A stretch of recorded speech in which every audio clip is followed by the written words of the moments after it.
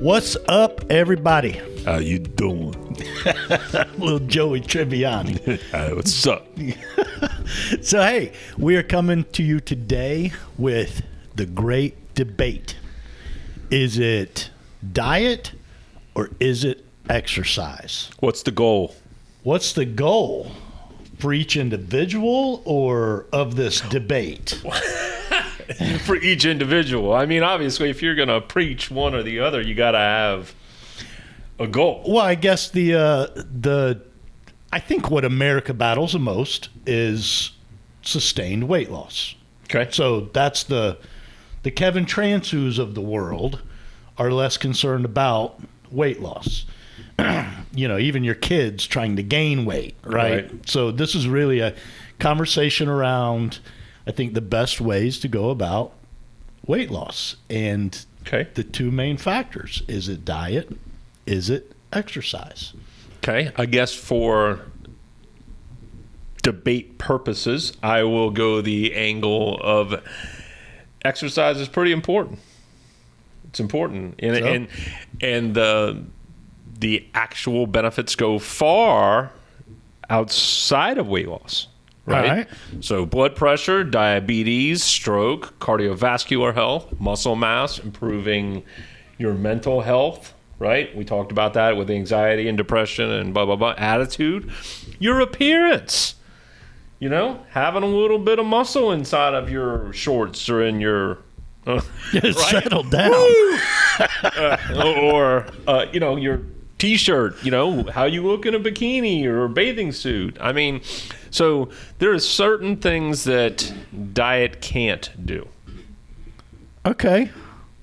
All right. Those are valid but wrong.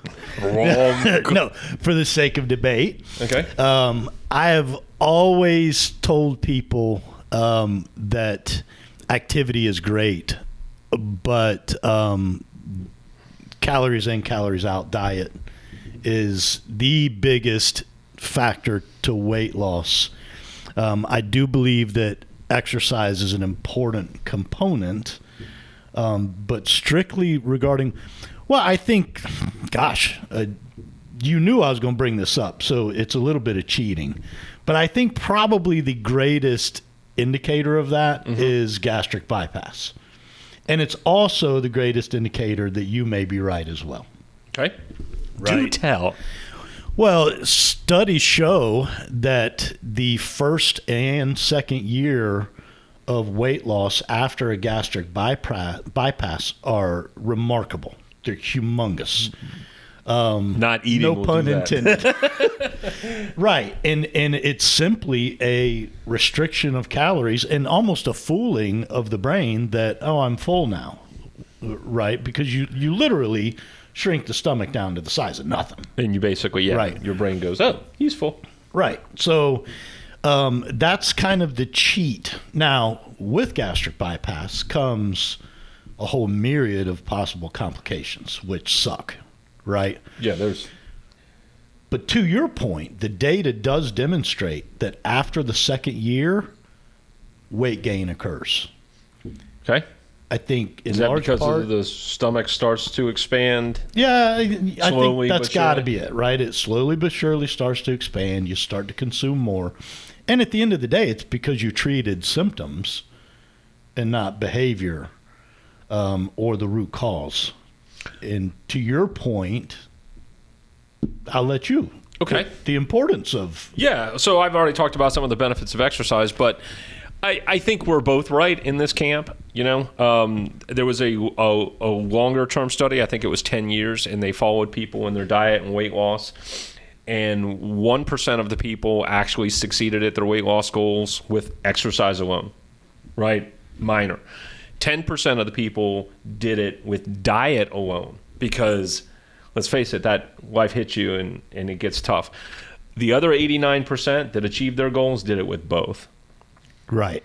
So it's if you go after this, like one angle specifically, I think you're destined to fail. I think, in my professional opinion, I would say that if you want immediate results, that's got to be in the kitchen.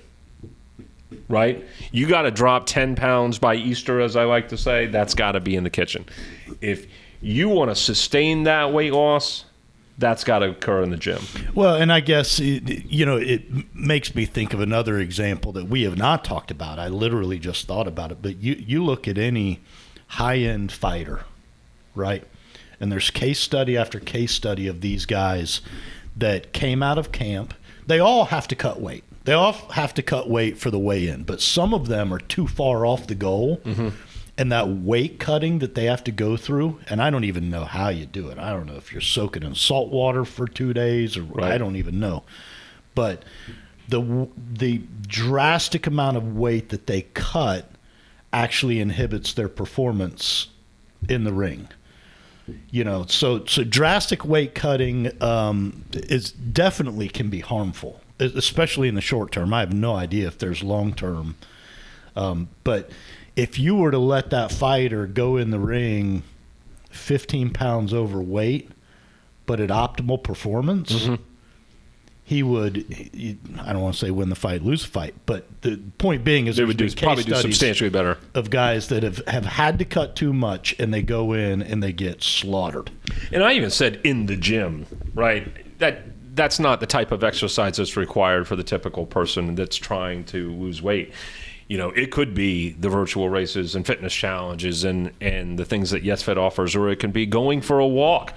But the old 80-20 rule applies like it does in business. I think it applies in this arena as well, right? 80% of your work or focus should be on your diet, and 20% should be on, I need that cardiovascular health. I need to be at a caloric deficit from exercise as well, not just from not eating too much. Yeah, and there's apps that can help you calculate that. You plug in how far you walked, you did this, and it gives a caloric assumption to it. And because we did the joke, right? A little while ago. You ate a donut. Well, congratulations, you got to run 5 miles. Right. Right. I mean, you can't burn it off. Right. The gym is important, but in the sheer necessity of losing weight, I think you're right. It starts in the kitchen.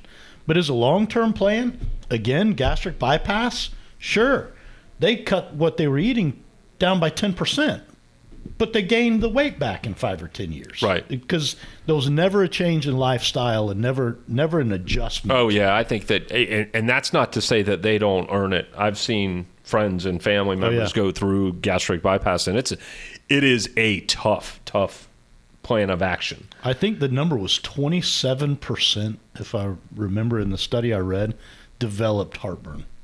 Yeah, I don't doubt that. Your stomach went to that big, and you're still producing the same amount of acid. So I think we're out of time. Are we? Yeah. All right, well, I'm right. Plus. You're wrong. I win the debate. Yeah. Do I get a vote? Jerry? We're both right. Who won? Zip it. Come on now. All right. Questions, comments, concerns, email us at snackcast@yes.fit. Stay moving.